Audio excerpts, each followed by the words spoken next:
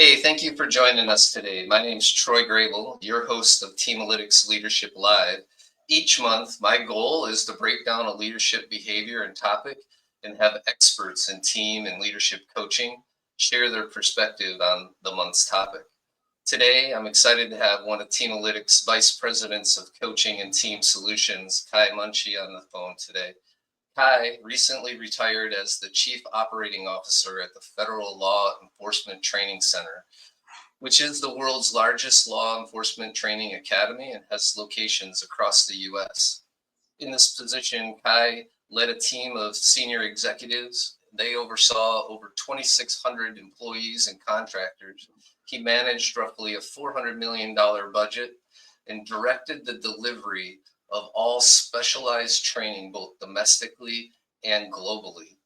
Prior to his role as COO, Kai began his career with nearly a decade of service as in the U.S. Marine Corps Infantry, then transitioning to the U.S. Secret Service as a special agent, where he passed a really rigorous selection process to join an elite special operations counter assault team. Kai brings nearly 3 decades of progressive leadership experience across both public and private sectors.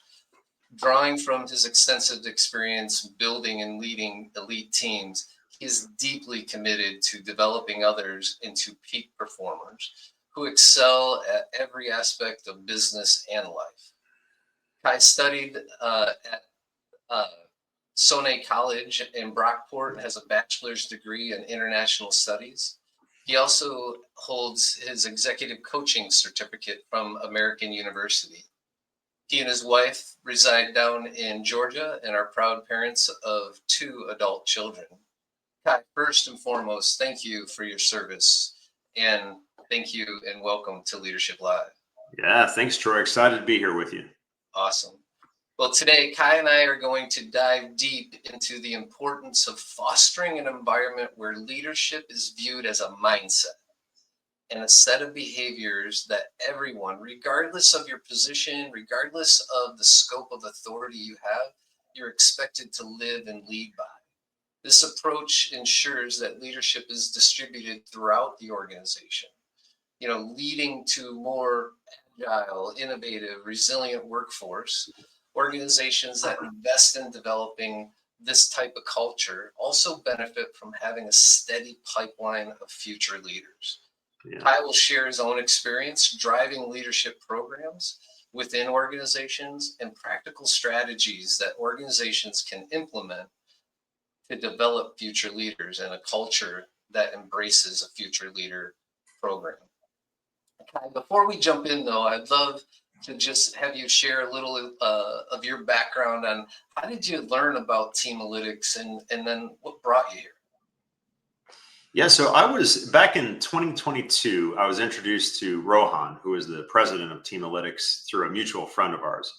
And at that time, I was preparing to transition from the public sector into the private sector. And I wanted to explore opportunities in leadership development and coaching. Those are 2 of my passions. And after being introduced to more and more members of the Teamalytics team over the course of the next year or so, I really quickly realized that this is exactly the kind of organization that I wanted to be a part of. And then fast forward to earlier this year, I was very fortunate to be able to join the team as a coach. Awesome. Well, thank you for joining our team and being part of it, and then also being part of today's episode of Leadership Live. Yeah, absolutely. Kai, you've coached, you've developed, and you managed the largest law enforcement training center in the world. I look forward to hearing your perspective on today's topic, which is the leader's role in developing future leaders. I'm interested to get your take, though, on the importance of investing in future leaders and a program, and how leadership development and coaching can help organizations build and drive high-performing teams. I think the one thing, though, that we kind of miss is where to start. So yes. You even said in previous conversations there are countless leadership practices out there that most people can agree upon. So where I'd like to start is that foundation. how do you define what it means to be a leader? Yeah, thanks, Troy. That's a great place to start. And I think, in my experience, the word leader has often been reserved for people in formal management or supervisory roles. Yeah. In many ways, that definition is too narrow. It's too limiting and restrictive. When we define a leader simply as anyone who inspires and motivates others toward a shared goal, Mhm. leadership is no longer confined to a corner office. It becomes a standard that everyone can strive toward, regardless of rank or title. But, and this is why we're talking today, in order for that to happen, organizations need to clearly communicate that expectation, define what the most important leadership behaviors look like, and then build systems that reinforce and reward them. What organizations essentially should aim for is a culture where every employee sees themselves as a locker room leader. And what that means is stepping up on and off the field, even when formal leaders and coaches aren't present, and mentoring junior teammates, holding themselves and others accountable to high standards, resolving conflict independently and constructively, and rallying the team in both calm and crisis, and not just relying on a formal leader to do all those things.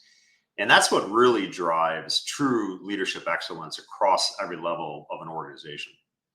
So you mentioned leadership behaviors. How do those behaviors differ from, like, your corporate values that you see painted on the walls or stuff like that when you walk into companies? Yeah. What's the difference? So I would offer that values are foundational beliefs, right? Like integrity, respect, teamwork. They answer the question, what do we stand for? Leadership behaviors are how those values show up in action, especially in how we influence others, make decisions, and respond under pressure. Right. Traits and behaviors, if you will, like decisiveness, criticality, initiative, nurturing, urgency, intensity. Those are the things that bring values to life and actually make them actionable in our day-to-day interactions and business practices. So where have you seen this philosophy of leadership empowerment actually in action, as you said, at all levels? So my Army buddies will roll their eyes when I give this response, but one of the best examples I can give is the Marine Corps. Okay. And I enlisted in 1992 as a private, which is the lowest rank in the military. And within days of arriving at boot camp, we were introduced to the acronym JJ Did Tie Buckle. And within days, if not hours, of arriving at boot camp. And that's the Marine Corps' 14 core leadership traits or behaviors. And I'll see if I can get this right, but justice, judgment, dependability, initiative, decisiveness, tact, integrity, enthusiasm, bearing, unselfishness, courage, knowledge, loyalty, and endurance. And over the course of 14 weeks of boot camp, we recited those traits over and over and over again, not just to memorize them, but to kind of internalize them. We were expected to demonstrate each of those behaviors at all times in our actions, both when a commander was there or when we were alone, frankly. And that experience and my subsequent years of service really taught me early in life in my leadership journey that leadership isn't about position. It's not about title. It's about behavior. Leadership lives in how we show up for one another and the organization. And going back to values, Troy, the Corps' values are honor, courage, and commitment. Right. Those three things came alive through those 14 traits. And in private sector organizations, obviously you don't need to march employees through the hallways reciting leadership principles, but Probably you not. do. What's that? I said probably not. We'll practice that next time we're together in person. Okay. But what an organization does need to do is embed those leadership principles as a daily practice, not just a job title or a soundbite in a meeting. So, when leadership is seen as everyone's responsibility rather, people become more accountable. They become more invested. They become more aligned with the mission. They don't wait to be told. They step up. They own the outcome. Yeah. So what are a few of the foundational things an organization should consider when trying to build a culture that truly supports this? Yeah, exactly. So, defining leadership, that's the easy part. The Right. hard part is building the systems that hold people accountable to it. Yeah. And it starts with senior leaders. And when senior leaders are serious about leadership at every level, they should start by answering what I would say are three foundational questions about their organization. Okay. So the first question is, what specific leadership behaviors do we expect from everyone? And those behaviors should reflect the organization's mission, values, industry, and strategic priorities.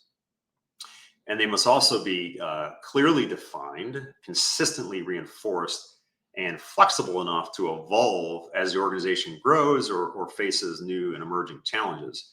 And the second question is, do our systems support and reward those behaviors? Leadership cannot live solely in human resources or leadership and development. So Key leadership behaviors need to be embedded across the employee life cycle. So that's from hiring, onboarding, performance evaluations, promotion criteria, and recognition programs. So if they're not built into the structure and supported and resourced properly, it's simply not they're simply not going to stick. yeah.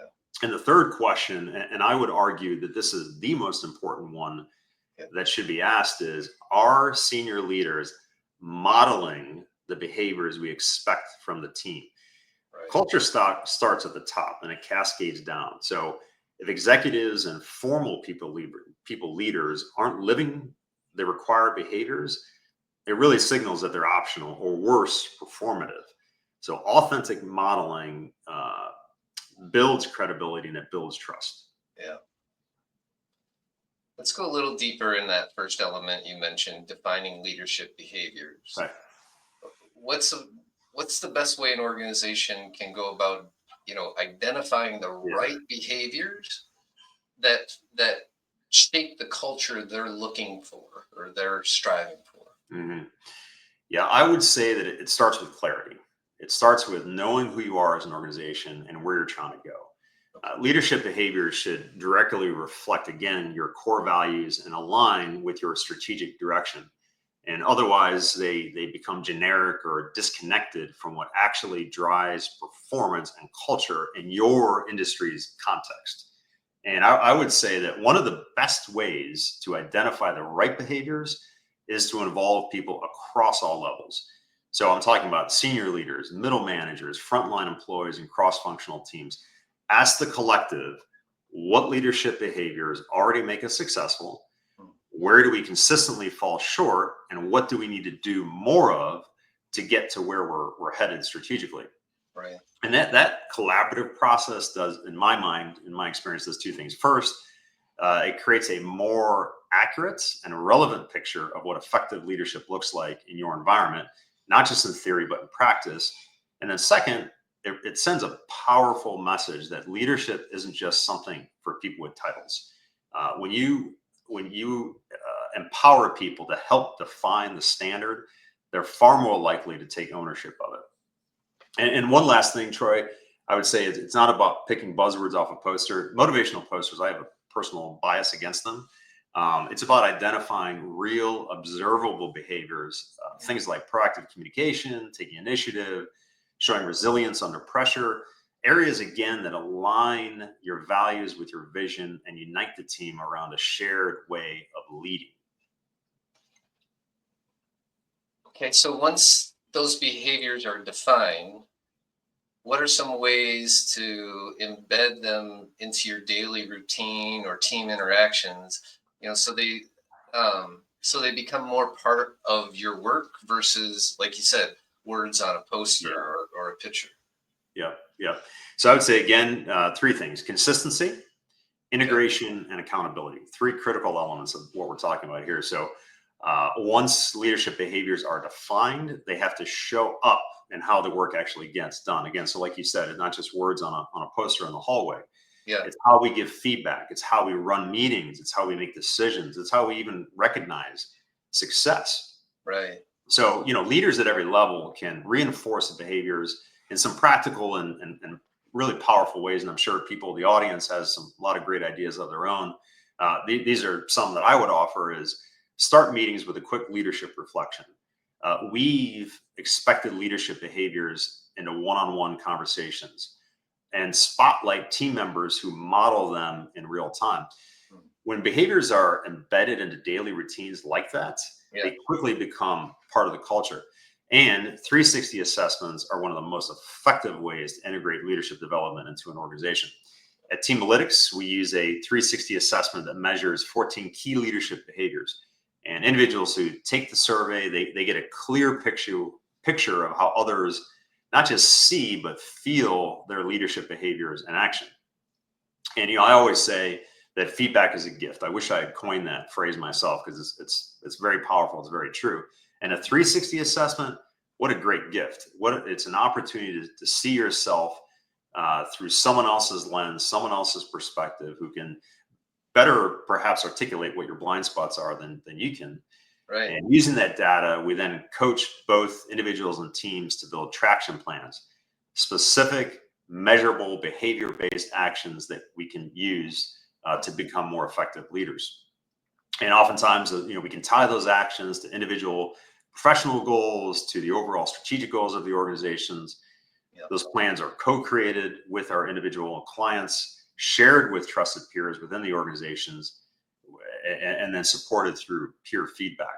So, that process builds accountability, it builds transparency, and it really produces great team alignment. And I will add one last thing on that. It's got to start at the top. Yeah. So if an organization is serious about 360 assessments, the highest level of your organization has got to be willing to be an active participant and set the tone that a growth mindset is the expectation. So in order for the team, to really take hold of these behaviors and really work together to become a united team. Here at Teamalytics, we call it a social contract or a team contract, or something that can kind of state these behaviors. What about things like that? Are those, again, the poster on the wall, or is it something deeper there? I think I would say it's something much deeper. So social contract, which frankly, I was introduced to this with Teamalytics, and I think it's powerful, very powerful tool that organizations can leverage. Yeah. And a social contract essentially is a written agreement among members of a team or an organization that outlines shared expectations and responsibilities. This concept dates back centuries as a way to explain how societies function, but it's just as powerful inside modern day organizations. So in practice, a social contract might outline what employees can expect from leaders: transparency, support, what leaders expect from employees, ownership, initiative, and what teammates expect from one another. So things like respect, collaboration. And the key, again, we go back to co-creating a social contract with the team, make it visible, and then ensure that it's upheld with mutual accountability through some of those systems that we talked about earlier. Yeah. And again, when people help shape the rules of engagement, just like when they help identify key leadership behaviors that the organization should pursue and exemplify, they're far more likely to live by them because they own it. Right. They have a piece of the ownership. Earlier, you made a point that leadership cannot live solely in that HR function or learning development teams. Can you talk more about the cross-functional ownership of leadership development and what that looks like, with a well-aligned organization? So HR does play a role, of course, and formally integrating key leadership behaviors into things like performance evaluations, promotion criteria, hiring practices, and recognition programs. If it matters, it should be measured. If it matters, it should be rewarded. But I would take it a step further. In well-aligned organizations, leadership development is treated as a business imperative, not just a people ops, HR task. Right. Functional heads, whether they are in finance, operations, or sales, must view growing leaders as part of their responsibility. And I would even say that they should be rated on their development of growing leaders, emerging leaders within their respective division or directorate.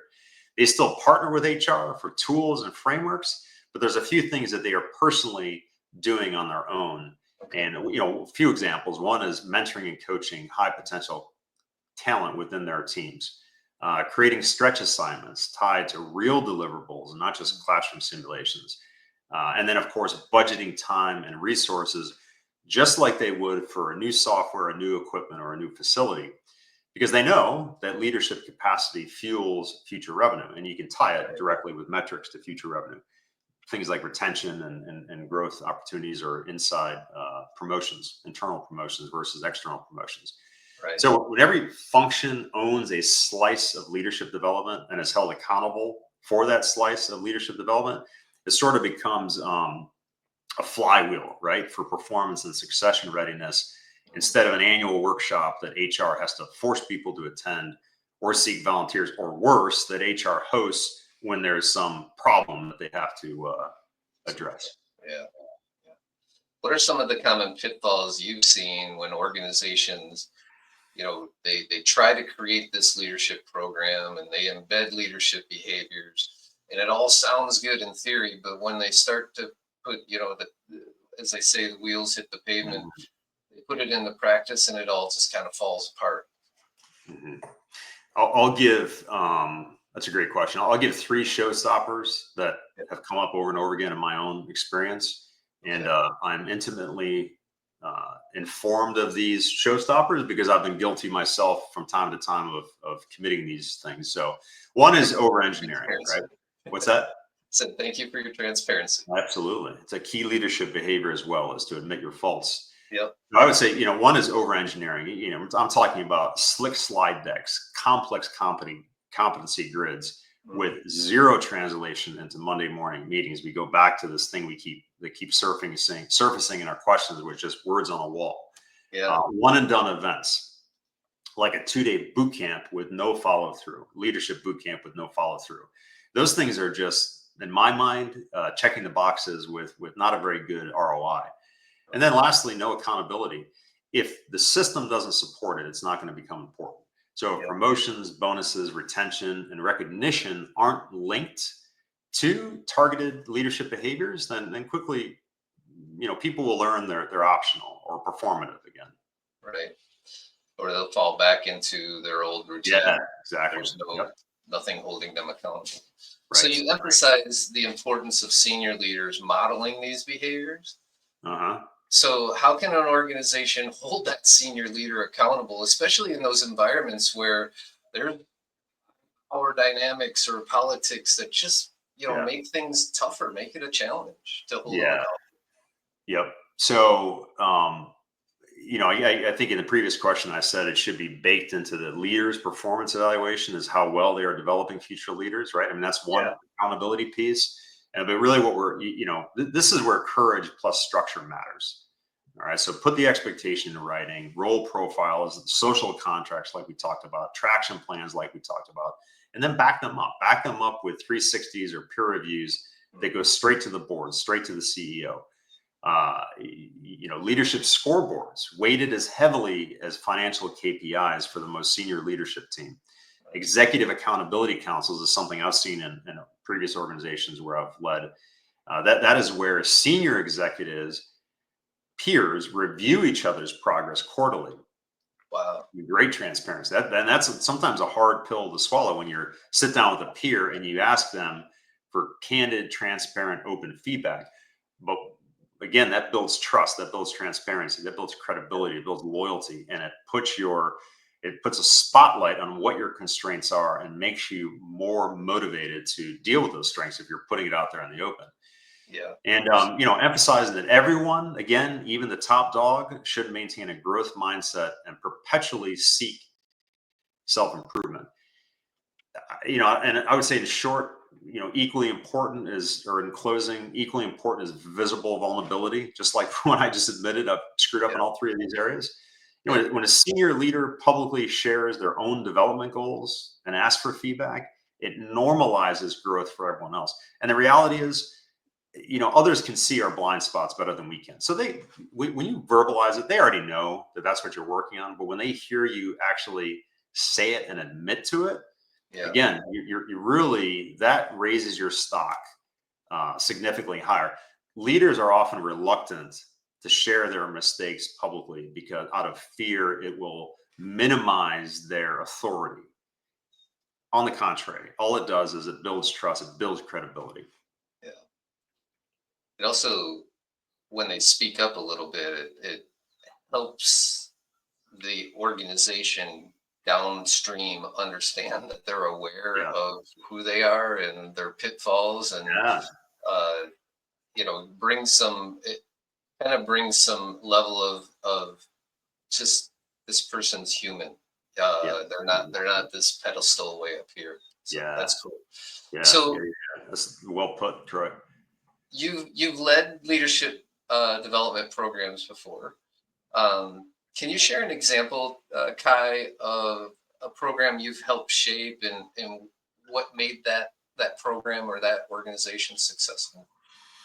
Yeah. So I'll actually share a very recent example. And Okay. I did some consulting work for a great organization with an exceptional leadership team that was, for a variety of reasons, challenged with employee morale and engagement. Hmm. Very common challenges in high tempo organizations like this particular one.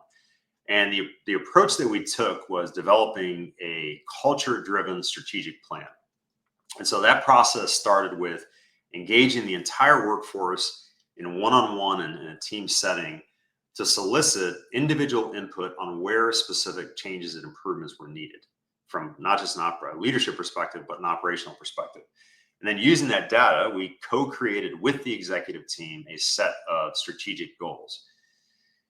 We then took those goals down to the frontline leaders to develop strategic objectives. And then we took those objectives back to the workforce to co create a series of initiatives that we could achieve and pursue over the next 2 to 3 years to meet the higher level strategic goals. Okay. So, from strategic goals all the way down to the tactics required to achieve those goals.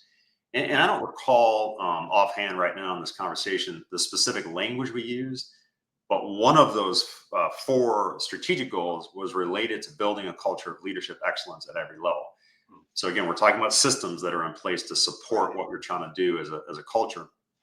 And under that umbrella were things like implementing mentorship programs, cross-functional detail opportunities, and the development and implementation of tiered leadership training programs.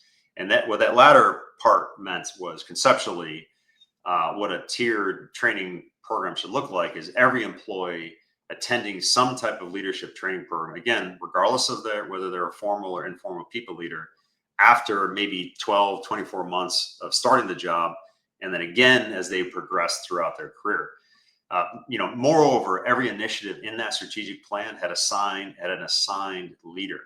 So responsibility for executing strategy was distributed throughout the organization to some of the most junior employees. And those responsibilities were then captured in each individual's employee performance goals for the year. And now the entire workforce is functioning as either an informal or formal people leader with responsibilities directly tied to the broader strategy of the organization. And that particular organization, Troy, already had a really well-defined set of leadership behaviors that were also part of the individual performance goals. And so we tied that to the individual strategies and initiatives. Very effective way to do it. That's awesome. That sounds complex, but yet very Yeah. effective. And it's complex in it, but the more conversations you have and the more you engage people, the more, again, they're gonna own the process, and they're gonna see themselves as leaders and see themselves in accomplishing not just their individual tasks, but Right. how those individual tasks help the entire organization achieve their strategic goals. So you mentioned, we'll say the junior leader, or maybe people that just aren't leaders yet. Um, and you mentioned see themselves as leaders, but what Mhm. about the flip coin of that?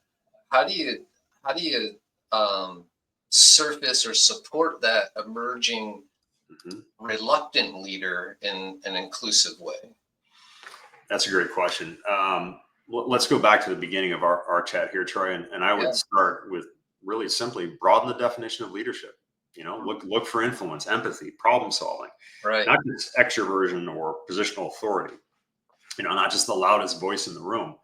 You spotlight stealth leadership openly when it happens. So for example, telling an introvert what you just accomplished was great leadership, and here's why.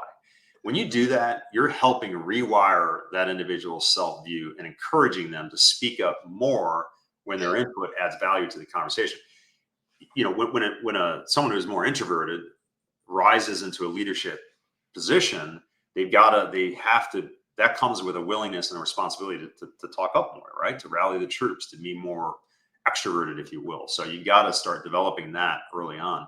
And then a couple of things: offer low risk arenas, task force leads, mentoring a new hire, owning a small pilot project, pair them with a coach or a peer buddy who gives ongoing feedback and encouragement. And I'll add that all of this takes time, effort, and resources, Right. right? And this is another reluctance of a lot of organizations. They're just high tempo organizations that when you tell a senior leader, hey, we want to take everyone offline for a week and put them through leadership training, it's like, holy cow, we can't do that. Right. And I would say from my own experience, most organizations really do view these types of initiatives as optional, or only when there is white space on the calendar, or they find spare change under the couch cushions to spend on one-off training programs. Right. As an executive myself, I would push back very forcefully whenever I heard a senior leader say things like, we don't have time to spend developing our employees in non-technical areas. That mentality is often rooted, again, in how we define leadership. So when one last thing here, because this is an important question, I would add is that I would stop doing today is referring to leadership behaviors as soft skills. We talked a little bit about this before the recording, and this is probably a debatable topic, but I personally believe that it's a mistake to label leadership as a soft skill. It's short-sighted in a lot of ways. It suggests that leadership behaviors are intangible or something people are naturally good or bad at. And leadership behaviors, we do it all the time. That's what we do for a business. We measure leadership behaviors and leadership effectiveness through 360 reviews, peer feedback, and team performance outcomes. That's real actionable data that you can tie directly to business metrics. But again, it takes resources, it takes commitment, and it takes time to do it right. Yeah. So how does an organization measure whether, they're actually making progress with this leadership development culture, or what are some signals or metrics that you've used in the past that actually matter? Yeah. So I think it varies. It'll vary from industry and industry, but conceptually think of it in terms of dashboard pulse checks, right? So this is hard data and lived experience. On a quantitative, the quantitative signals might be engagement survey items on trust, voice, and collaboration. That last organization that we consulted with, they did a survey at the end, and one of the survey questions was, I understand how my individual work ties into the broader strategy of the organization. 90% said they understood that. That's a very good data point to demonstrate that they understand what their responsibilities are. Many of those responsibilities tied to their informal leadership position in reaching those overall goals. Right. So those engagement surveys are invaluable if you use them correctly and you ask the right questions. 360 trends on the defined behavior. So again, you give someone a 360, you build them a traction plan, you see how they progress, you give them another 360 after a certain period of time to see where the improvements have been made. And another good quantitative signal is retention of high potential talent. Yeah. So that is huge and something we overlook often.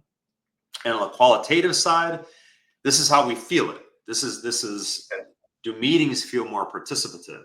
Are silos breaking down without a mandate? Are individual employees and teams solving problems on their own initiative without elevating it constantly up to a senior leader? Are employees spontaneously recognizing peers for exemplary leadership behaviors? I'll give one really practical example, simple, low-cost thing that organizations can do. One of my executives in my last position as a chief operating officer instituted a great peer recognition initiative within his directorate. It was a QR code that employees could scan and acknowledge the efforts of a coworker. Oh, it was a simple, inexpensive, yet highly effective program that boosted morale, it boosted loyalty, it boosted trust. And I could see it whenever I would visit that directorate. They just seemed like they were just more engaged because their peers were recognizing them specifically for their leadership behaviors. When you take a brand new employee in an organization and they do something legitimately worth highlighting, and you tell them openly in a public setting, you did a great job. You are a great leader. It's like, oh, I'm a leader? Wow. I've never thought of myself as a leader before. Right. It's powerful. Yeah, it is. Well, that's awesome. This is powerful stuff right here, man. This is a great session. I usually like to end these with a couple rapid fire Right. questions for you. Uh, this one kind of goes to your coaching life. What is your favorite behavior to coach when you're working with companies? My personal favorite to coach is criticality, which essentially is the measure of one's instinct to critique and give feedback. Highly effective leaders have the ability to clearly communicate expectations, monitor work without micromanaging to ensure those expectations are being met, Yeah. and then delivering constructive feedback in a way that empowers the employee to proactively own their own growth while not being demoralized when they make mistakes. Yeah. Delivering feedback is an art form that every leader should strive to master, and it's one of my favorites also because it's one of my constraints that I constantly have to work on and think about. So I learn every time I coach that particular behavior, I learn something new for myself. So that's cool. They always say teaching helps you become a better student of what you're doing. So as long as you're executing it. Yeah, as long as you're executing. What's your favorite productivity hack for leaders? I'm going to give you a response that might be a little bit different than what you've received in the past. So I'm going to say three things: sleep, physical activity, and nutrition. And those are the critical ingredients that directly impact our cognitive functioning, improve brain health, energy regulation. When your mind and body are healthy, you'll make better decisions. You'll have greater endurance to navigate crisis. And overall, you're going to have a more positive outlook on life. Yeah, I agree with that. That is a coming in from left field. I haven't had that one yet, so that's cool. I like those. I wanted to keep you on your toes, Troy, a little bit. Thank you. What's the best leadership advice you've ever been given? Stop stressing everyone out. So when I was a young, newly commissioned, when I was enlisted, and then I received a commission as an infantry officer. And when I was a brand new commissioned second lieutenant in the Marines, another officer in my unit, Jody Lynch, who has become one of my closest buddies to this day, he's the best man at my wedding. He said something to me that I'm not sure he meant it to be leadership advice, but I've never forgotten it. And he said that I tend to quickly and uninvited and not necessarily raise the temperature in the room and escalate situations to match my own level of high intensity. I didn't regulate it. And so what I was doing before even evaluating a situation to determine what level of intensity was required, I was just moving 100 miles an hour in first gear instead of using every gear in the transmission, if you will. That level of intensity and stress is unsustainable and it's unnecessary. And I'll never forget him saying that. Awesome. Okay, like I said earlier, this session's filled with great little nuggets, and I hope our audience, if you haven't been able to tune in for the whole session, please go back. It'll be on LinkedIn, a recording there. Thank you again, Kai, for joining us. This was a great time. I greatly appreciate it. Yeah, thanks, Troy. Enjoyed this conversation very much. Thank you. Well, next month, on July 17th, I get to sit down with 3 dynamic Teamalytic coaches, Shaylee, Missy, and Deandra. And the 4 of us are actually going to break down the importance of having a diverse executive leadership team. So don't miss it, July 17th. More information to come, and have a wonderful day today, Kai, and have a great weekend to everybody. Thank you so much. All right. You too, Troy. Take care. Thank you.